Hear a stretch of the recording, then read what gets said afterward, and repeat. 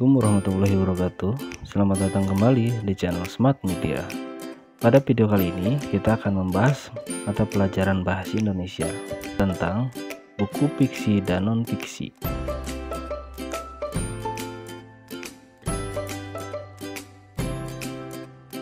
Sebelum kita mulai, kita mengetahui kompetensi dasar. Yang pertama adalah menemukan unsur-unsur dari buku fiksi dan non-fiksi yang dibaca.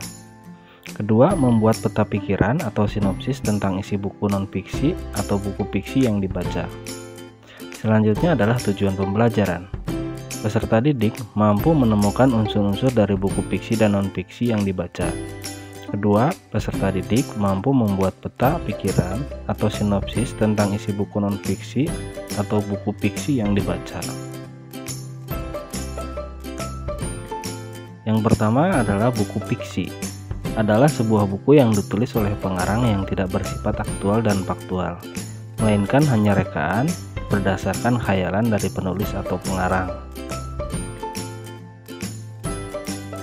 Buku fiksi berisi tulisan yang bersifat imajinatif, contohnya seperti roman, novel, kumpulan cerpen, kumpulan puisi, atau kumpulan dongeng. Buku non-fiksi menjelaskan berbagai ilmu pengetahuan secara ilmiah, berupa paparan fakta dan opini. Contohnya seperti buku pengetahuan umum dan populer. Buku non-fiksi adalah sebuah buku yang ditulis berdasarkan fakta atau berdasarkan pada kejadian yang terjadi sesungguhnya yang ditulis oleh penulis atau pengarang. Apa perbedaan buku fiksi dan non-fiksi? Perbedaannya adalah buku fiksi bersifat tidak nyata atau khayalan, sedangkan buku non-fiksi adalah karangan yang ditulis berdasarkan kejadian nyata. Sudah paham? Buku apa saja yang termasuk buku fiksi? Gambar di samping adalah buku fiksi, yaitu berupa novel. Buku apa saja yang termasuk buku non-fiksi? Gambar di samping adalah buku non-fiksi, yaitu seperti buku mata pelajaran. Jenis buku fiksi. Yang pertama, novel. Novel adalah buku yang berisi cerita seseorang tokoh utama dengan pro dan kontra di dalam alur ceritanya, mulai dari awal hingga akhir cerita. Novel mengandung cerita yang paling menarik perhatian atau cerita yang berisi informasi penting yang menimbulkan klimaks. Kedua, roman. Roman adalah karangan fiksi yang menceritakan beberapa tokoh dalam alur ceritanya. Cerita dalam roman mengandung banyak hikmah yang cenderung mengarah pada cerita klasik. Karya sastra roman memiliki ciri-ciri menceritakan kisah hidup seseorang hingga dia meninggal dunia. Jenis-jenis roman. Misalnya roman petualangan, roman psikologis, atau roman percintaan. Judul karya sastra yang berbentuk roman diantaranya Neraka Dunia, yaitu roman pendidikan, atau Sidul Anak Jakarta, yaitu roman anak dan remaja. Ketiga, antologi cerpen. Cerpen adalah karangan fiksi yang memiliki narasi jauh lebih pendek daripada novel dan roman. Ciri-ciri cerpen adalah menceritakan kisah hidup seseorang yang dikemas dengan narasi yang pendek. Jenis buku non-fiksi. Yang pertama, buku biografi. Buku biografi adalah buku yang berisi riwayat hidup seseorang. Kita menemui riwayat hidup pahlawan atau tokoh berpengaruh. Buku biografi ditulis untuk mendokumentasikan peristiwa penting yang dialami oleh seseorang. Buku biografi ditulis agar dapat menginspirasi para pembacanya. Yang kedua, buku motivasi. Buku motivasi adalah buku yang berisi kajian psikologis untuk membangkitkan semangat bagi para pembacanya.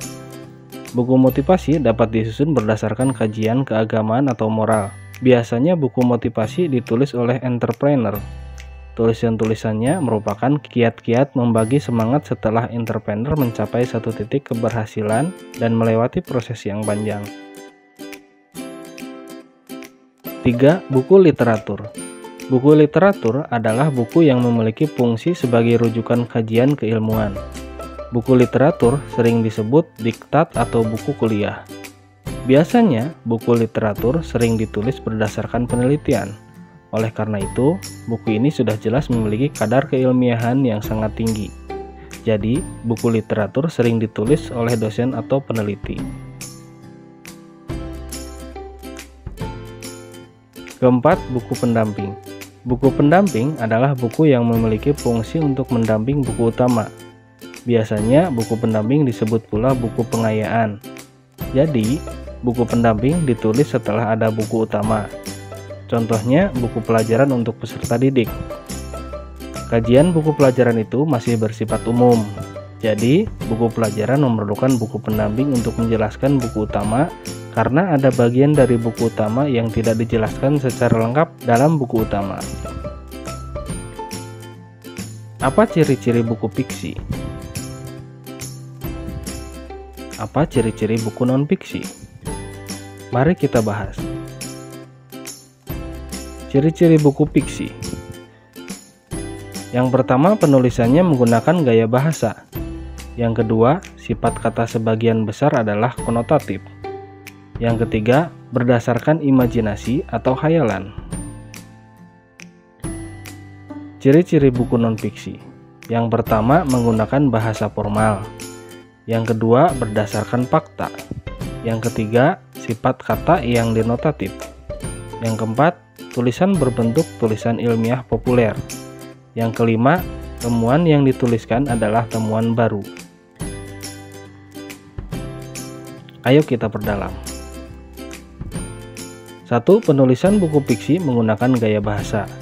Gaya bahasa merupakan pemilihan atau penggunaan kata yang digunakan dalam penulisan karangan fiksi. Gaya bahasa yang digunakan biasanya bermajas metafora, personifikasi, perumpamaan, dan sebagainya. Kedua, sifat kata dalam buku fiksi sebagian besar adalah konotatif. Kata yang digunakan dalam penulisan karangan fiksi mengandung makna yang tidak sebenarnya. Dengan demikian, pesan yang disampaikan oleh penulis tidak disampaikan secara langsung dan tersamarkan. 3. Berdasarkan imajinasi atau khayalan. Penggambaran kehidupan pada karangan fiksi didasarkan pada imajinasi penulis. Tokoh dalam cerita fiksi sebagian besar lahir dari kemampuan imajinasi si penulis, sehingga dalam kehidupan nyata kita tidak mungkin menemukan tokoh-tokoh yang ditulisnya.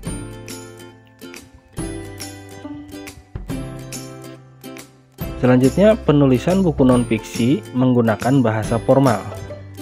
Ciri ini adalah ciri yang paling menonjol dari segi penulisannya. Buku non-fiksi disampaikan dengan menggunakan bahasa formal sesuai dengan bahasa baku. Kedua, sifat kata dalam penulisan buku non-fiksi menggunakan kata denotatif. Kata denotatif adalah kata yang mengandung makna sebenarnya. Informasi yang disampaikan penulis disajikan secara lengkap dan tegas. Tujuannya menggunakan kata denotatif adalah penulisan ingin memberikan informasi kepada pembaca dengan cara tidak berbelit-belit. Ketiga, penulisan buku non-fiksi berdasarkan fakta. Sifat dari isi informasi pada karangan non-fiksi adalah fakta dan faktual sesuai dengan data yang diperoleh. Karena informasi yang disampaikan bersifat faktual, pembaca bisa langsung memperoleh manfaat dari informasi yang disampaikan oleh penulis. Keempat, tulisan buku non-fiksi berbentuk tulisan ilmiah populer. Tulisan ilmiah populer adalah tulisan yang menggunakan bahasa yang sesuai dengan pasar dan berdasarkan kajian, daftar pustaka, dan sumber referensi yang diacu. Dalam menggunakan sumber referensi, tidak serta-merta langsung ditulis ulang begitu saja, tetapi dipahami dan ditulis kembali sesuai dengan pemahaman sendiri. Kelima, temuan yang dituliskan dalam buku non-fiksi adalah temuan baru. Salah satu ciri-ciri buku non-fiksi ditulis karena memiliki tujuan untuk menyempurnakan ide dari ulasan naskah terlebih dahulu. Selanjutnya, karangan bisa juga berupa pengembangan ide baru. Berikutnya, unsur-unsur buku fiksi. Yang pertama, unsur fisik, yaitu berisi judul buku, pengarang, penerbit, tahun terbit, jumlah halaman. Selanjutnya unsur intrinsik. Tema atau dasar cerita, tokoh dan penokohan, alur, latar, dan amanat. Berikutnya unsur ekstrinsik, yaitu latar belakang pengarang, kondisi sosial budaya, dan keadaan alam sekitar. Berikutnya unsur-unsur buku non-fiksi. Yang pertama, unsur fisik buku non-fiksi. Yang kedua, unsur pembangun isi buku non-fiksi dapat dilihat dari pokok-pokok bahasan dalam buku. Ketiga, setiap pokok bahasan dalam buku dapat diidentifikasi gagasan utamanya. Garis alur buku fiksi. Yang pertama, pengenalan, orientasi atau pengenalan tokoh seperti waktu atau suasana. Kedua, konflik, yaitu masalah yang terjadi dalam cerita. Yang ketiga, klimaks, puncak masalah dari suatu cerita. Yang keempat, anti klimaks, masalah yang mulai mereda atau munculnya solusi. Dan yang terakhir, resolusi, yaitu penyelesaian masalah atau ending cerita ataupun akhir cerita. Selanjutnya, perbedaan buku fiksi dan non-fiksi. Kalian bisa pause video ini untuk membedakan antara perbedaan buku fiksi dan non-fiksi. Setelah kalian pahami atau bisa kalian catat, mari kita lanjutkan. Peta konsep dari isi buku fiksi dan non-fiksi. Langkah menyusun peta konsep. Yang pertama, mengidentifikasi ide yang melingkupi sejumlah konsep. Yang kedua, mengidentifikasi ide atau konsep sekunder yang menunjang ide utama. Yang ketiga, menempatkan ide utama di tengah. Yang keempat, kelompokkan ide sekunder di sekeliling ide utama yang secara visual menunjukkan hubungan ide-ide tersebut dengan ide utama. Peta konsep. Nah, ini adalah langkah-langkah membuat peta konsep. Yang pertama, mulai di tengah kertas kosong. Kedua, buat sebuah gambar atau foto di tengah ide Anda tersebut. Yang ketiga, sambungkan cabang utama ke gambar utama dan sambungkan juga cabang tingkat kedua dan ketiga ke yang pertama, kedua, dan seterusnya. Keempat, buat cabang tersebut melengkung dibandingkan dengan garis lurus. Kelima, gunakan satu kata kunci per garis. Keenam, buatlah gambar di sepanjang peta konsep tersebut.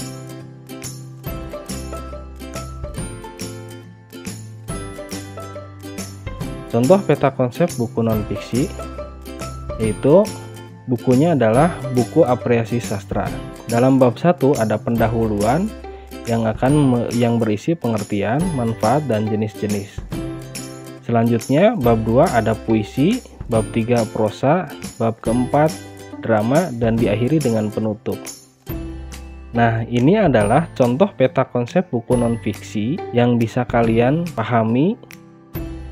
Silahkan kalian bisa pause video ini untuk memahami gambaran dari peta konsep buku non-fiksi.